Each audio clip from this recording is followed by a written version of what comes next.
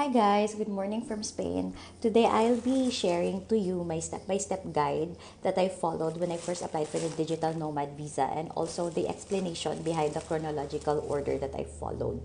Okay, so step one is ask permission from your employer that you're applying for a digital nomad visa. Because hindi pwedeng mag-apply ka lang and then hindi pala sila pumayag.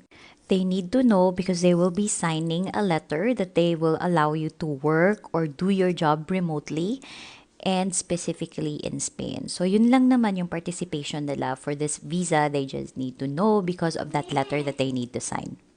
Next is you set an appointment for NIE.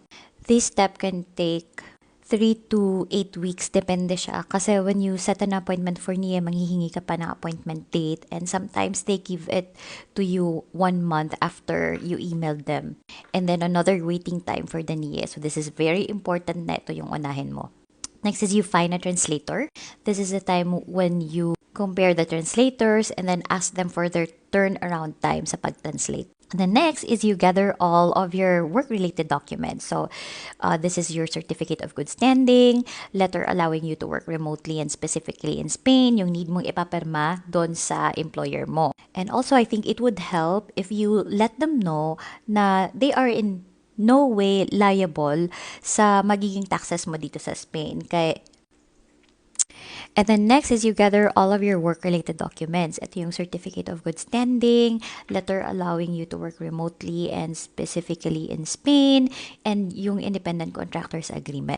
A little tip for the letter though, you need to inform your employer that they are in no way liable naman sa mga taxes mo dito sa Spain. Kasi dati may nabasa ako na hindi daw pumayag yung employer niya because they got afraid that they will be liable sa taxes niya dito and then sa SSS niya, which is hindi naman talaga because you'll need to pay for it yourself and you need to register yourself as a self-employed pagdating mo dito sa Spain, and you just need to explain that to your employer para hindi sila matakot.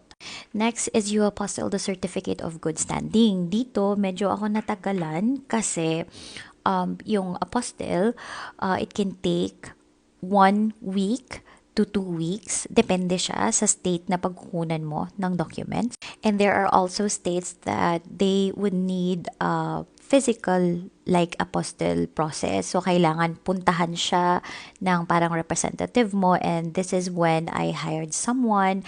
They're like a notarial services, and then I just paid them 150 to 250 USD, and that includes na pagpapadala nila ng documents papunta sa address na napili ko. And then sixth is you book an appointment for submission of your documents in BLS Spain. So basically, ito na yung parang appointment day mo. You can book 1 to 2 months in advance. Depende if kung kailan mo feel na parang makukompleto mo na lahat ng mga documents. So, it's important because the appointment is not available right away. So, kailangan iset mo na siya in advance, but just give yourself an allowance. And then seventh is you gather all of your local government docs like your birth certificate, NBI, marriage certificate, kasi madali lang naman siyang kunin because it's available locally. And then find a clinic with DOH accreditation and take a medical exam. Ginawa ko siyang number 8 kasi yung medical examination is only valid for 3 months. And if inuna ko siya sa mga steps ko, there is a huge chance na baka hindi na siya valid during the time na magpa-appointment kami doon sa BLS Spain. Same thing for number 9, which is your request for the 3 months bank statement where your salary is being wired monthly. So it's very important that you have the latest bank statement, lalo na if your appointment is on October. So kailangan ipakita mo yung October, September, and August na bank statements mo. Next is you need to apostille all of your local documents in DFA. Medyo madali lang itong step na to kasi pwede naman mag-walk-in and 2 days yung rush, 5 days naman yung regular processing. Next is you have to apostille all of your you need to translate all of the documents na pina-apostille mo. So it's very clear guys na apostille muna bago translation, official translation. And it's actually a sworn translation. And finally, yung non-apostille docs na need ng official translation.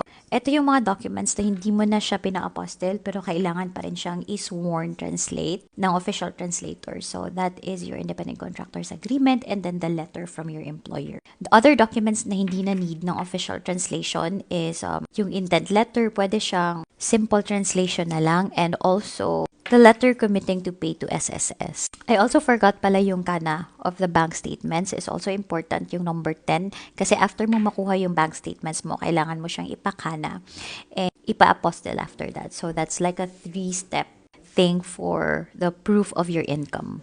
So yun lang for today's video. So, yun lang guys for today's video, and it really helped that I did it that way kasi nung dumating kami sa Spain, we were able to reapply with the documents that we already have. So, ginawa namin, since yung most of the documents are really still valid when we arrived in Spain, nag-reapply agad kami for 3 years, and then yun lang din yung ginamit namin to reapply. That's it for today's video. Bye-bye!